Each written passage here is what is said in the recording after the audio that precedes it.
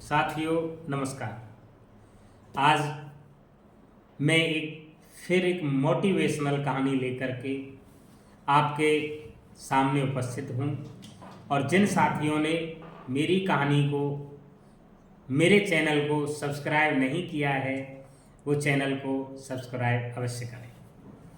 मित्रों, एक बार एक विद्यालय में परीक्षा चल रही थी और उस परीक्षा को लेकर के सभी विद्यार्थी अच्छी तैयारियों के साथ तैयार थे।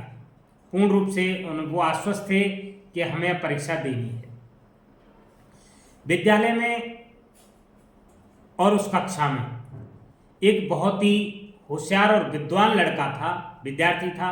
वो भी उस परीक्षा में उपस्थित था और परीक्षा दे रहा था।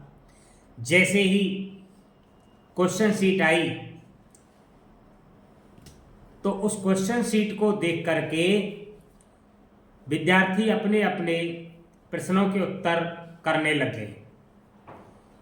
प्रश्नों के उत्तर करने के बाद जो होशियार विद्यार्थी था उसने सारे प्रश्नों के उत्तर कर दिए, लेकिन सबसे अंत में एक प्रश्न था और वो प्रश्न था कि हमारे विद्यालय में ऐसा कौन सा व्यक्ति है जो सबसे पहले आता है, उसका नाम बताइए। मित्रों, अंतिम प्रश्न था। अंतिम प्रश्न का उत्तर देने के लिए सभी विद्यार्थी परेशान भी थे कि ये तो हमने कहीं कोई पुस्तक में पढ़ा ही नहीं है, ये तो हमने कहीं कोई पुस्तक में पढ़ा ही नहीं है, तो आउट ऑफ सिलेबस है। जो होशियार विद्यार्थी था वो भी परेशान था, लेकिन अधिकांश बच्चों के मन और मस्तिष्क पटल पर एक महिला का चित्र आ रहा था। महिला काली कलूटी सी, बाल बिखरे हुए, काफी लंबी उम्र, लगभग 50 साल की उम्र थी, लंबाई भी अधिक थी। उस महिला का चित्र उनके सामने आ रहा था। तो कुछ विद्यार्थियों ने तो उसके रंग रूप के बारे में लिख दिया कि वो काली कलौटी महिला है। कुछ ने लिख दिया कि वो सफाई वाली महिला है जो विद्यालय की सफाई करने के लिए आती है। कुछ ने इस प्रश्न का आंसर देना ही उचित नहीं समझा और उसको खाली छोड़ करके आ गए।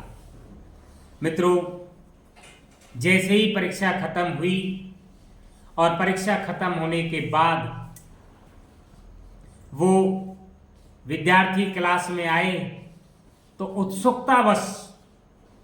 उत्सुकतावश विद्यार्थी अपने शिक्षक से पूछते हैं कि सर, ये तो हमने कहीं किताब में पुस्तक में हमने पढ़ाई नहीं और ना ही आपने पढ़ाया, तो ये प्रश्न तो आउट ऑफ सिलेबस है, ये प्रश्न हमारी पुस्तक से संबंधित नहीं है, फिर भी आपने पेपर में क्यों रखा है।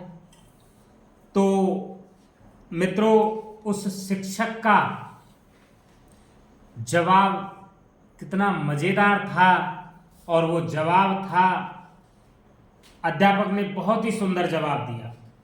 ये सवाल हमने इसलिए पूछा है कि आपको ये एहसास हो जाए कि आपके आसपास ऐसे भी कई लोग हैं जो महत्वपूर्ण कामों में लगे हुए हैं और आप उन्हें जानते तक नहीं।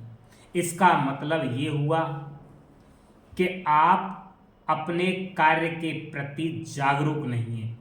मित्रों, इस प्रश्न का पूछने का उद्देश्य शिक्षक का केवल यही था कि हमारे जीवन में छोटे से छोटा व्यक्ति भी हमारे लिए महत्वपूर्ण है। छोटे से छोटे व्यक्ति भी अपना एक निश्चित उपयोग रखता है, इसलिए हमें उसको कभी भी नजरअंदाज नहीं करना चाहिए। जीवन में प्रत्येक व्यक्ति की उपयोगिता है, महत्वता है। हमें प्रत्येक व्यक्ति को नजरअंदाज नहीं करना चाहिए। हमें इस कहानी से शिक्षा मिलती है कि हमारे आसपास का हर व्यक्ति का विशेष महत्व है, वह खास होता है। अतः किसी को भी हमें नज़रअंदाज नहीं करना चाहिए। मित्रों, इसी के साथ आप सभी को एक बार पुनः नमस्कार।